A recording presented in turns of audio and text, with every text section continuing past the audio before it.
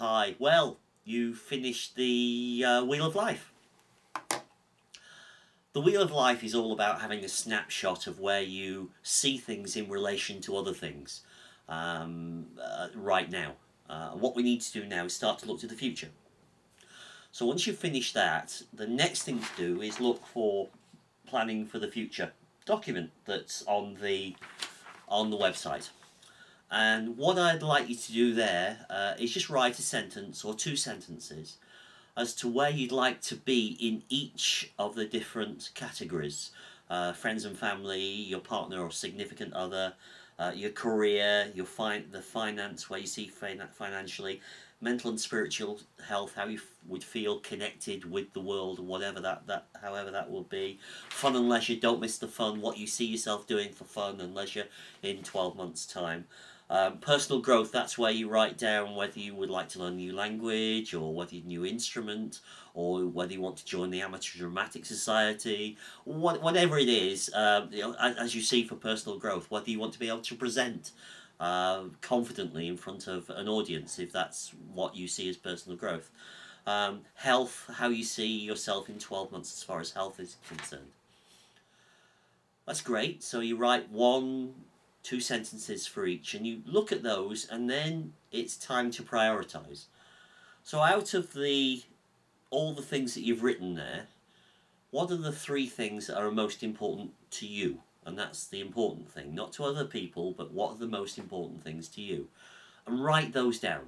And as it says on the document there, planning for the future, we'll get back to the rest, but this is allowing us to set up three goals that you can focus on immediately and see how powerful this process is and how it works, because it will work for you. Whatever you write down here, following the other things that we're about to put into place, you will achieve.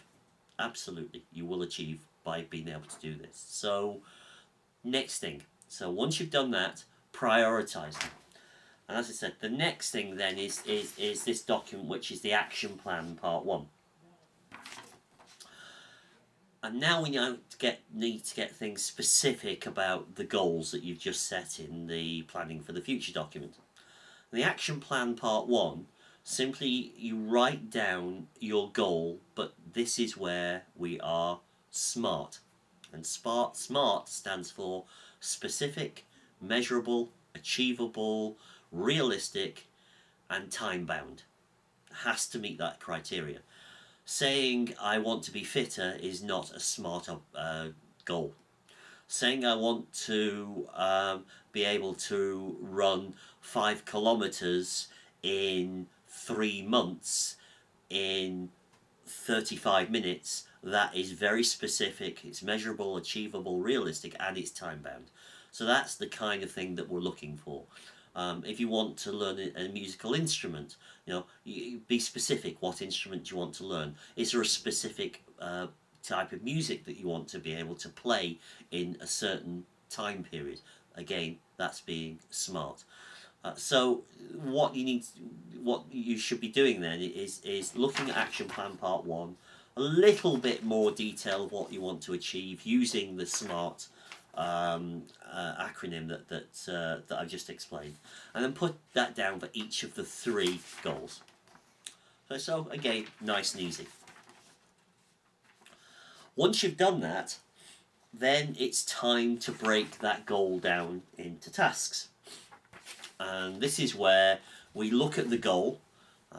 If it's a musical instrument, if you haven't got one, it's purchasing the instrument, it's looking at music. Can or can't you read music? Do you want lessons? How do you get those lessons? Can you get them from the web? Do you need personal tuition? What's the cost of all this, putting it all together? So it's actually having some tasks written down for each small steps in order for you to be able to reach that goal.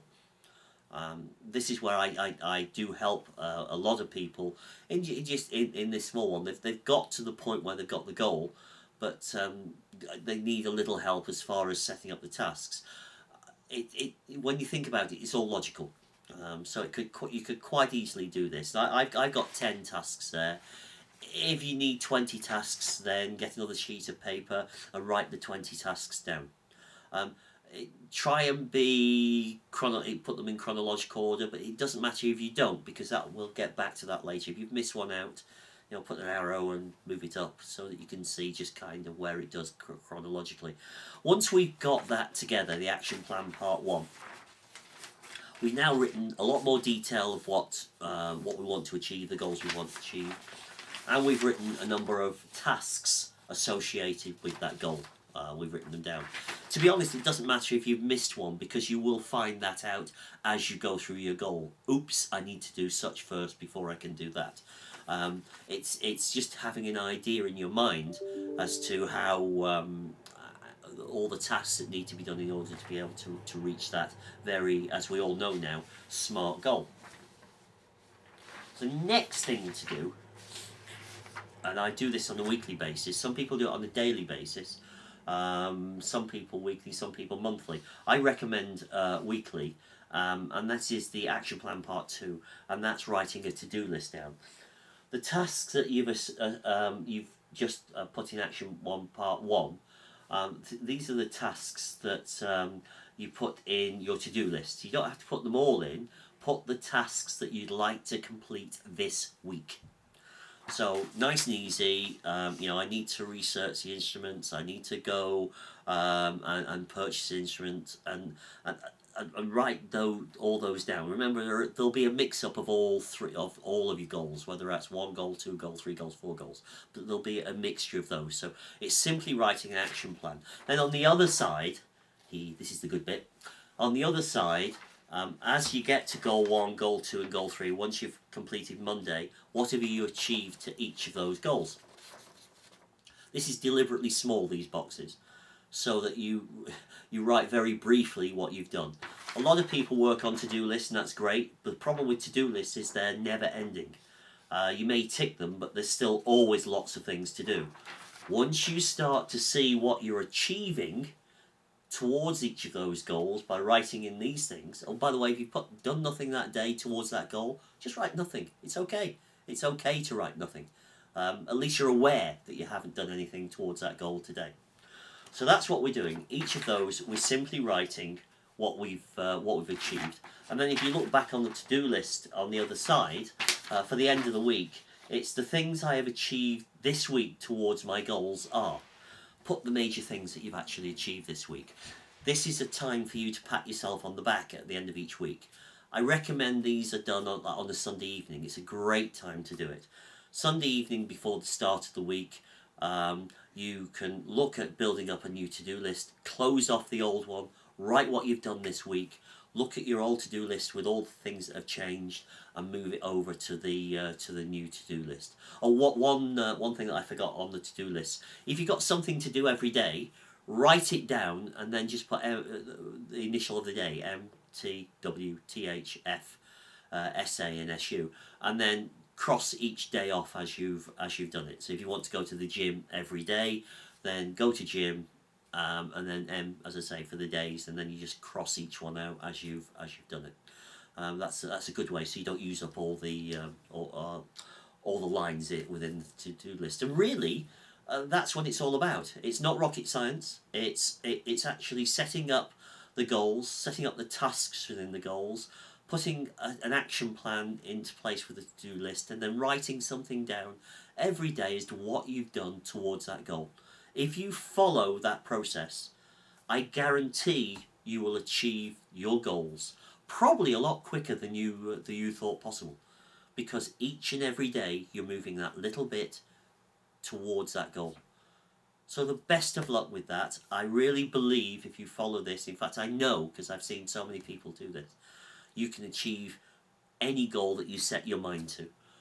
If you want some help in this, I have no problems in helping. Give the number that's on this website, give them a call, speak to one of my team, and they'll arrange for you and I to have a brief conversation. I do coaching one-on-one lessons and sessions, not lessons, and we can discuss that.